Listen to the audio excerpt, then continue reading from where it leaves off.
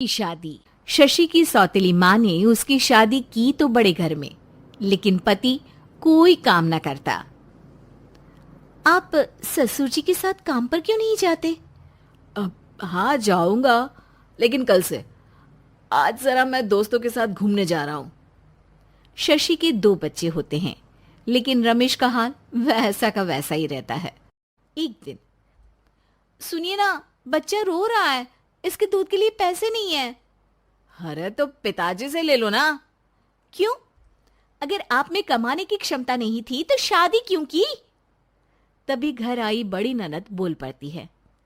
आहा हा हा, तुम्हारी माँ को साफ साफ कह दिया था कि लड़का ना कमाता है ना कभी कमाएगा। हम 4 बहनें हैं इसका ख्याल रखने के लिए, और पिताजी का इतना सारा पैसा, तुम्हें किस चीज की कमी रखी है? लेकिन थोड़े ही सालों में तकदीर बदल जाती है। शशि का ससुराल गरीब हो जाता है। सब बिकने के बाद शशि अपने पति, बच्चे और सास के साथ किराए के मकान में आ जाती है। मैं कोई नौकरी करना चाहती हूँ दीदी। अरे इतने बड़े घर की बहू थी शशि, तुम नौकरी करोगी? नहीं नहीं नहीं नहीं। नहीं करूंगी तो घर कैसे चलेगा? बच्चों को भी तो पालना है ना। तभी शशि का भाई आ जाता है। शशि, ये ले राशन का सामान। किसी भी तरह की कोई भी जरूरत हो तो बताना। भाई, अब मैं नौकरी करूंगी। देख बहन, वैसे तो मैं तेरे साथ हूं, लेकिन हाँ, मैं ये भी चाहता हूं कि तू अपने पैरों पर खड़ी हो जा। शशि को एक प्ले स्कूल में छोटे बच्चों को संभालने की नौकरी मिल जाती है। एक दिन, शशि, मेरे स्कूल को अब तुम संभाल लो। मैं कुछ दिनों के लिए अपने बेटे के पास जा रही हूं। लेकिन प्ले स्कूल अकेले मैंने कभी नहीं संभाला है। अब ये सब मैं नहीं जानती। इतने महीनों में तूने जो देखा, बस पूरे आत्मविश्वास के साथ उसे करना। शशि नीलम के जाने के बाद पूरे 1 महीने उसका स्कूल अकेले संभालती है, और फिर एक दिन आता है जब वो अपना खुद का स्कूल भी खोल लेती है। वाह शशि, तुमने आज मेरा सर गर्व से ऊंचा कर दिया। तुम्हारा यही आत्मविश्वास तुम्हें बहुत आगे ले जाएगा। नीलम, बहुत आगे जाने की चाह नहीं है, बस ये छोटा सा स्कूल मेरे बच्चों की अच्छी शिक्षा में मेरी मदद करे, यही मैं चाहती हूँ। शशि थोड़े थोड़े पैसों से ही अपना परिवार पाल रही थी। एक दिन उसके घर उसकी बड़ी ननद आती है। अरे भाभी, घर में कूलर तो लगा लेती, मेरी माँ को कैसे पंखे में लिटा रखा है? अरे तो शशि कौन सा एसी लगा कर सो रही है? वो भी तो यहीं रहती है ना मेरे पास। ज्यादा यहाँ आकर मेरी बहू को परेशान ना किया करो। हाँ हाँ, मुझे भी शौक नहीं है इस छोटे से घर में आने का।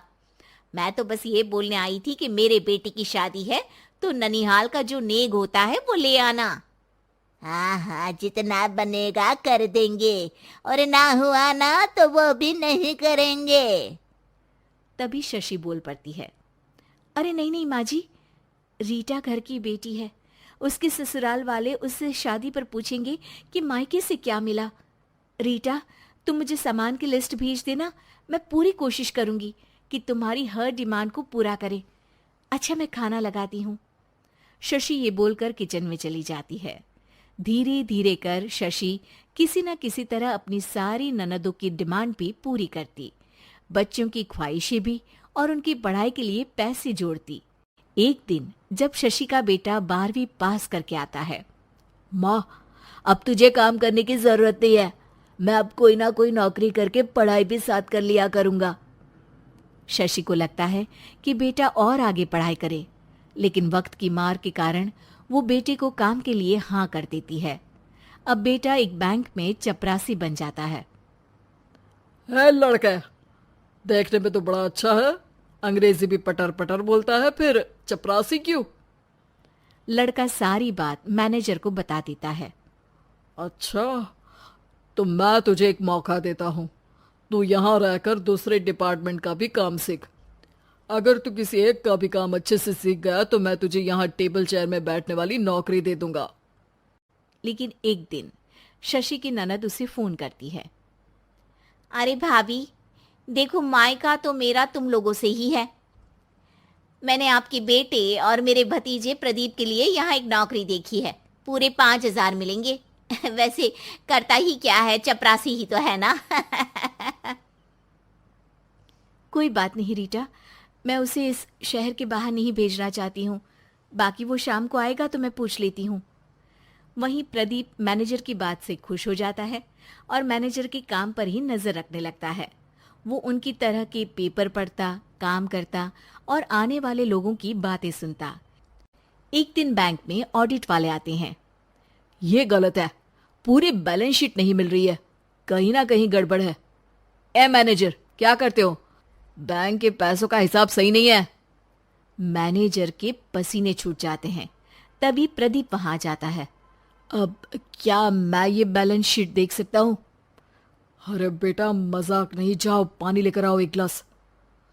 प्रदीप मैनेजर को पानी लाकर देता है और फिर ऑडिटर से कहता है, देखिए सर, मैं आपको बता सकता हूँ कि कैसे बैलेंस शीट को आप लोग गलत तरीके से जोड़ रहे हैं। ऐसा बोलकर प्रदीप एक एक कर सारे डाउट क्लियर कर देता है। अरे हाँ, ये तो पॉइंट हमने देखे ही नहीं थे। गुड, कौन है ये बच्चा? तभी मैनेजर बोल पड़ता है, अब हमारे यहाँ अकाउंट में नया आया है। ऑडिटर के जाने के बाद, वाह प्रदीप, आज तो तुमने मेरी नौकरी बचा ली। और आपने भी तो मेरी नई नौकरी लगा दी, अकाउंटेंट की। बस फिर क्या था, प्रदीप ने एक बार जो सफलता की सीढ़ी चढ़ी, बस चढ़ता ही चला जाता है। फिर एक दिन शशि की ननद, अरे भाभी कैसी हो? घर को तो बड़ा ही सुंदर चमका रखा है। अरे बेटी, कैसे आना हुआ? तू तो इस छोटे से घर में आना भी नहीं चाहती थी। कोई खास काम है क्या? अब हाँ, वो माँ, मेरा जो मजला बेटा है ना, वो अकाउंट से पढ़ाई कर रहा है, तो प्रदीप से बोलकर उसकी भी कहीं अच्छी नौकरी लगा दो ना। सास और शशि समझ जाते हैं कि कैसे पैसे आते ही लोगों के बात करने के तरीके से लेकर रिश्ते निभाने तक में बदलाव